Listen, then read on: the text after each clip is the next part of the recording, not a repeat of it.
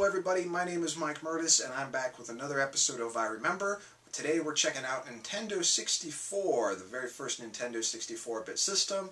I recall my memories of getting this system even though it was a couple years down the line after the release. So without further ado, I remember the Nintendo 64.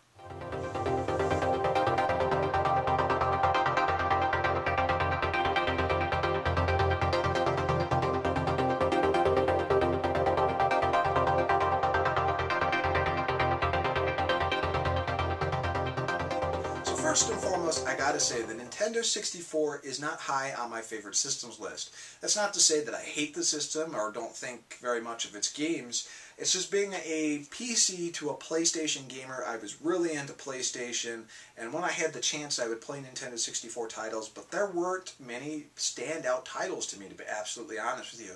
I thought the Super Mario 64 was decent. Star Fox 64 really appealed to me, being a huge fan of the Super NES Star Fox games.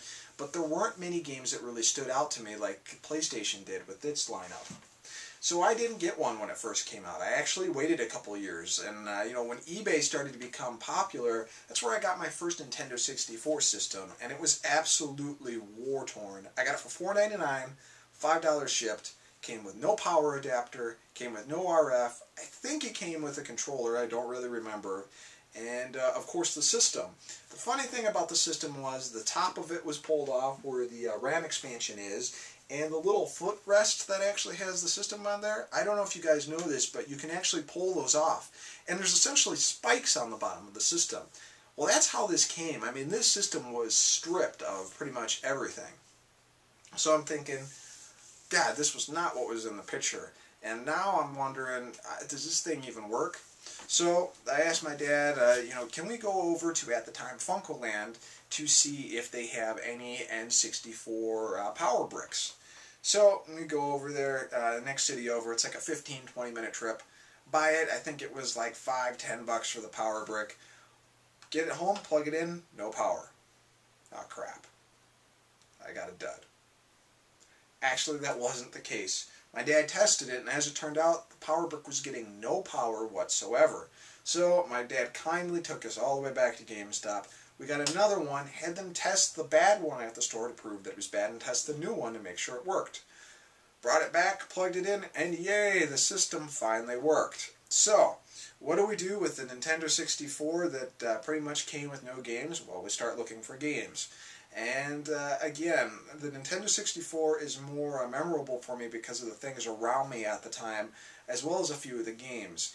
GoldenEye is a hugely popular game for the Nintendo 64, and my honest opinion, I didn't like it that much. I thought it controlled really bad, I thought the aiming was weird, and it was probably because I sucked at the game, but I just really didn't enjoy it that much, especially compared to a PC first-person shooter. But it is one of the first real 4-player on-screen games that you could have a really good time with in a first-person shooter. So it was popular. I played it. I didn't think much of it. Again, I didn't think too much of Super Mario 64. I thought it was decent. But there were a lot of games that just came out on the system, like Castlevania and other things that just seemed really poor in comparison to the PlayStation versions. But enough about the games I don't like. Let me talk about some of the games I really, really enjoyed when the system came out, and some of my memories attached to them. First up is Shadowgate 64. Now, for those of you who are NES fans, Shadowgate, the original, was a freaking awesome text adventure game. I loved that thing. There was so much you could do to it. The environment was scary. The music was awesome. I was hoping that this would follow in a similar fashion. It really didn't. It wasn't as good as the original NES version, but it was a good game in its own right, though it's a little slow. But was really happy when I found out that was coming out. And there was actually supposed to be another Shadowgate game coming out on the Nintendo 64. I think it was called Shadowgate Rising, but unfortunately it was canceled.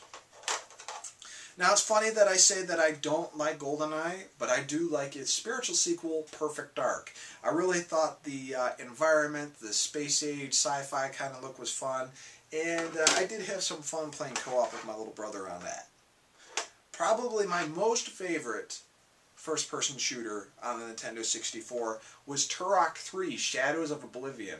This was tons of fun. It had really awesome single-player elements. The two-player mode was fun. The deathmatch wasn't too bad. It's just a really good storyline, really good graphics, and one of the few games that required the Nintendo 64 expansion pack and took advantage of it. Another decent first-person shooter slash third-person shooter slash space shooting game was Shadows of the Empire. Being a big Star Wars fan, I will say that the Star Wars games always had an advantage on the Nintendo 64 system, and this was pretty good. Very well done graphics, and the storyline was interesting, which makes sense. It was right from the book. And in typical Star Wars sense, Star Wars Rogue Squadron was a fantastic ship-based game, though it still can't touch the greatest ship simulator games in the Star Wars universe, X-Wing or the TIE Fighter games, but still, great on the system. Now, there's a reason that the Nintendo 64 reminds me of a lot of things, and that is through like 97 to 2000 to maybe even 2001, and that is its wrestling games. Now, in the mid to late 90s, a little bit after 2000, 2001, pro wrestling was in its prime, and everyone liked pro wrestling. Now, I'm still a huge pro wrestling fan, but the Nintendo 64 single-handedly has the best wrestling games on it. Back then, you either played WrestleMania, you played WCW versus NWO Revenge, or you played WWF No Mercy on the Nintendo 64, or if you had PlayStation, you played the really crappy WCW Nitro or WCW games. There was no good wrestling game on the PlayStation system until SmackDown came out, and it still really couldn't compare to the awesomeness that the THQ wrestling games had to it. So, without further ado, I introduce you to WCW vs. NWO Revenge, which was a fantastic game. I used to play this at parties. WrestleMania 2000, which was THQ's first WWF wrestling game. So much fun. When we used to go over to a buddy's house to watch pay-per-views, we would get there 3 hours early. We would start with playing WrestleMania 2000, beat the crap out of each other in the game, and then all of us would go out on the trampoline and be very early in our wrestling careers, beating the crap out of each other on a trampoline. And you know, that was kind of at the part where we knew wrestling was fake, but we really weren't sure how they were faking the moves, so man, we probably did some pretty stupid stuff, but we never did any of that backyard hardcore wrestling. That stuff was just stupid. We were smarter than that, but we probably should have been more careful. Anyway, to top it off, WWF, No Mercy, the best wrestling game of all time. I know people say that the Fire Pro Wrestling games are fantastic. Let's face it, this is the best. The grapple system was cool, the 4-player mode was cool, all the different modes were cool, the fact that you could defend any title belt, it could interface with the storyline, just a phenomenal game. We played this game for hours, and for me, if I tell you to buy a Nintendo 64, I'm going to tell you to buy WWF No Mercy. And I don't care if you're a wrestling fan or not, it's such a deceptively simple game, but it's so deep at the same time. There's so much to it. Really, the reason for me why to own a Nintendo 64 system is WWF No Mercy. One of my favorite games of all time. Just looking at this thing makes me want to go play it. Just so much fun. So, are there more games that I like from the Nintendo 64 system? There's some that I think are decent, but there was a lot I just wasn't too interested in, and again, that was mostly because of the PlayStation.